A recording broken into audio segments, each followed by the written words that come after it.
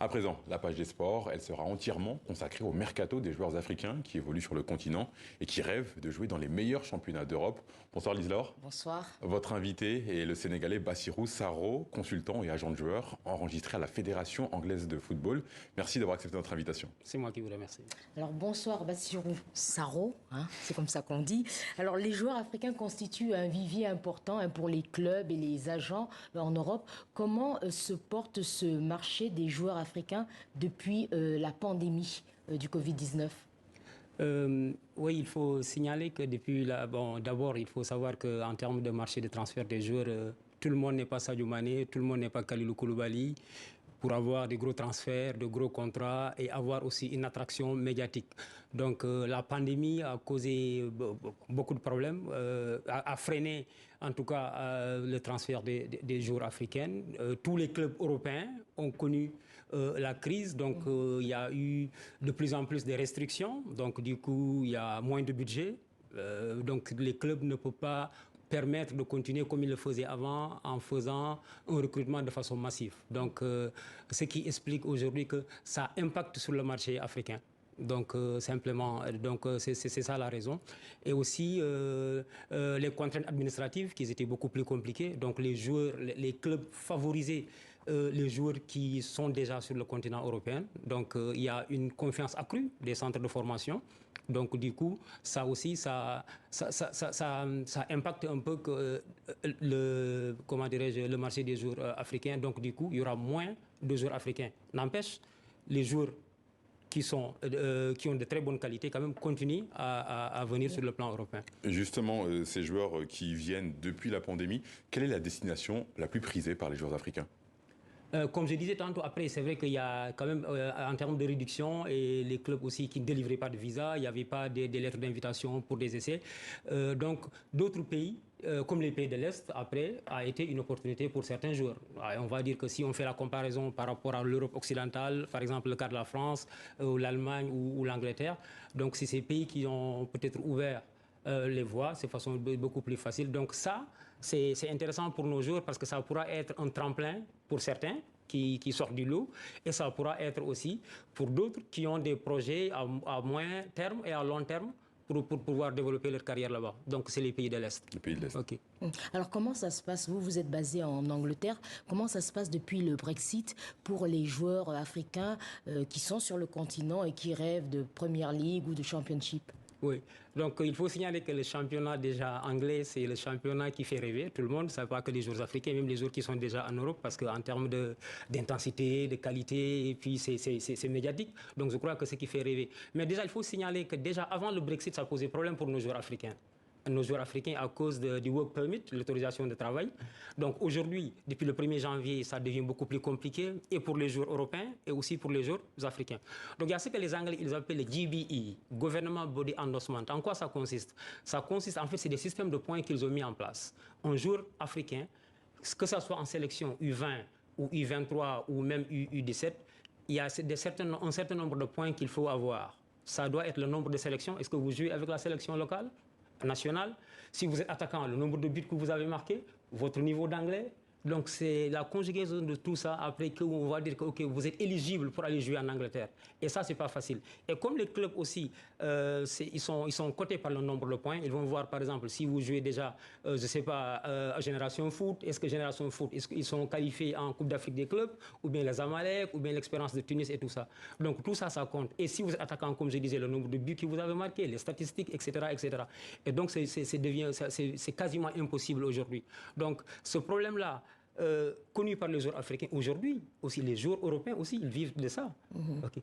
Donc c'est ça aussi qui freine aussi pour l'Angleterre. C'est quasiment impossible pour nos joueurs africains, à moins que vous passez déjà, vous faites vos preuves en Europe, et vous avez déjà un nom, vous êtes déjà connu ici, et après vous allez partir là-bas. Et sinon c'est compliqué. Il y a un autre problème qui est récurrent, qui est même parfois tabou, c'est la fraude sur l'âge.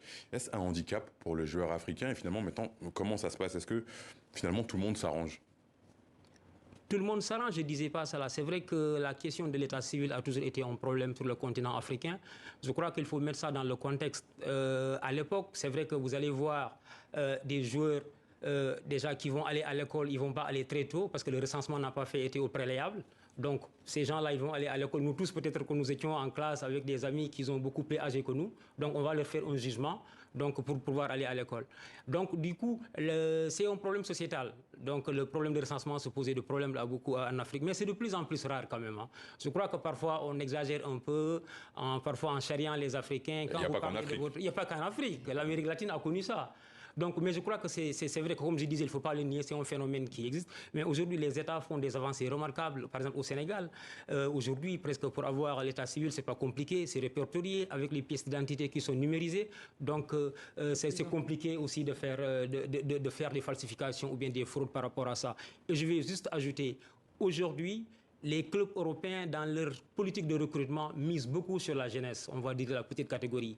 Donc, ils vont privilégier de prendre les jeunes qui sortent dans les centres de formation, on va dire moins de 18 ans, etc. Vous avez plus de sens. Alors, donc, justement, est-ce que ce n'est pas nécessaire, justement, pour les centres de formation en Afrique, de faire des partenariats sportifs avec des clubs en Europe? Tout à fait, j'allais en venir, c'est ça, ce partenariat existe. Aujourd'hui, ça facilite. Les clubs aujourd'hui qui sont en partenariat avec les centres de formation qui sont en partenariat avec les clubs européens, ça marche parce que c'est encadré, c'est structuré, depuis la petite catégorie, ils ont les pièces d'identité. Les licences, aujourd'hui, je prends l'exemple du cas du Sénégal, les licences, même de la petite catégorie au niveau national, sont numérisés, enregistrés. Donc, vous ne pouvez pas falsifier votre âge.